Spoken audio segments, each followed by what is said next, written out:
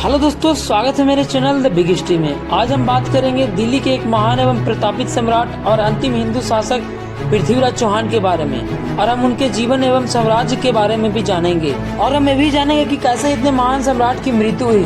तो बने रहिए मेरे इस चैनल पर, लाइक करिए, सब्सक्राइब करिए और कमेंट कीजिए। तो पृथ्वीराज चौहान, जिनको हम इतिहास में राय पिथौड़ा के नाम से भी जानते हैं, उनका जन्म सन 1166 ईस्वी में गुजरात में हुआ। इनके पिता का नाम राजा सोमेश्वर था और इनकी माता का नाम कर्पूरा देवी था। और अपने जीवन काल में पृथ्वीराज चौहान ने बहुत से राजाओं को पराजित किया और अपने साम्राज्य को बहुत दूर तक फैलाया। अगर हम बात करें उनके साम्राज्य के बारे में, तो हरियाणा, राजस्थान और दिल्ली में उनके प्रमुख हिस्से थे, और पंजाब, मध्य प्रदेश और उत्तर प्रदेश के कुछ भाग भी उनके अंडर में आते थे। अगर हम बात करें उनके स्किल्स के बारे में, तो माना जाता है कि 6 भाषाओं में उनको महारत थी। इतिहास में, गणित में, दवाइयों में, मिलिट्री में, पेंटिंग में, फिलॉसफी में, और उनके अंदर जो विशेष टैलेंट था वो था धनुष विद्या का। माना जाता है कि पृथ्वीराज चौहान धनुष विद्या में इतने महान थे कि वे आंख बंद करके केवल आवाज को सुन करके भी तीरंदाजी कर सकते थे। और उनके जीवन का प्रसिद्ध युद्ध जो कि सन 1191 में हुआ, जिनको हम फर्स्ट बैटल ऑफ तराइन के नाम से भी जानते हैं, जो कि पृथ्वीराज चौहान और मोहम्मद गौरी के बीच हुआ। और पृथ्वीराज चौहान और मोहम्मद गौरी के बीच जब लड़ाई हुई, तो मोहम्मद गौरी को पृथ्वीराज चौहान ने बहुत बुरी तरीके से हराया, और मोहम्मद गौरी को इतनी बुरी तरीके से हराया कि वे अपनी सेना के साथ वापस भागने लगे। और जब वे वापस भागने लगे, तो पृथ्वीराज चौहान, क्योंकि एक राजपूत राजा थे, वे किसी भागते हुए शत्रु का पीछा नहीं करते थे। इसी कारण से उन्होंने बहुत बड़ी भूल कर दी और उन्होंने मोहम्मद गौरी को उस समय माफ कर दिया। और पृथ्वीराज चौहान ने तो मोहम्मद गौरी को माफ कर दिया, लेकिन मोहम्मद गौरी ने मौका पाते ही सन 1192 ईस्वी में फिर से भारत पर आक्रमण कर दिया और फिर लड़ा गया सेकेंड बैटल ऑफ तराइन। और ये युद्ध भी पृथ्वीराज चौहान और मोहम्मद गौरी के बीच लड़ा गया। परंतु इस बार मोहम्मद गौरी अकेले नहीं था। इस बार मोहम्मद गौरी का साथ दिया कनौज के राजा जयचंद ने। और राजा जयचंद ने मोहम्मद गौरी का साथ इसलिए दिया क्योंकि राजा जयचंद की एक बेटी थी जिसका नाम था संयोगिता।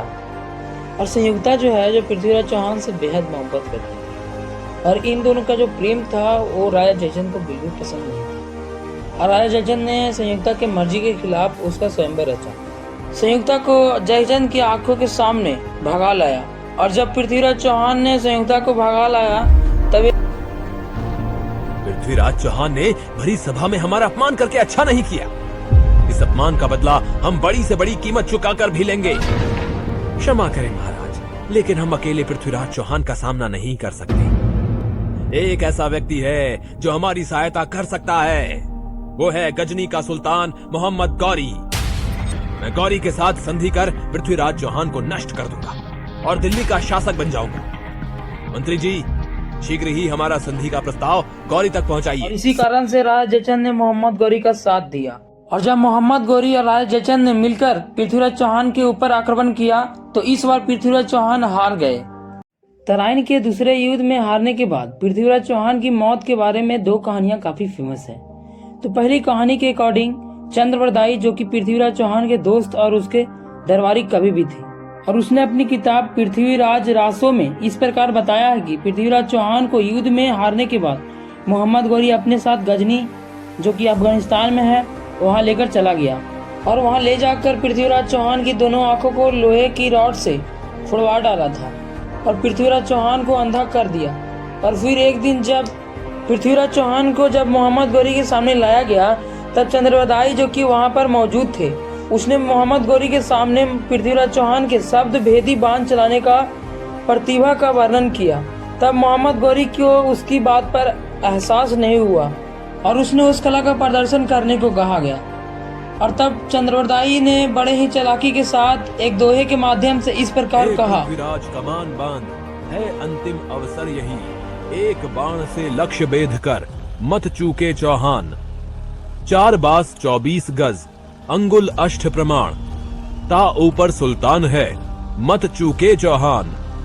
लगाओ निशाना, निशाना साधो पृथ्वीराज। गौरी की आवाज तथा दोहा सुनकर पृथ्वीराज गौरी पर तीर चला देते हैं।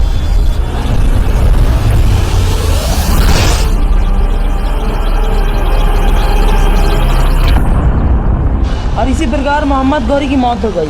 और जब मोहम्मद गौरी की सेना ने पृथ्वीराज चौहान को मारने की दौड़ी, तब पृथ्वीराज चौहान और चंद्रबरदाई एक दूसरे को चाकू मार डाला ताकि उसकी मौत किसी दुश्मन के हाथों ना हो।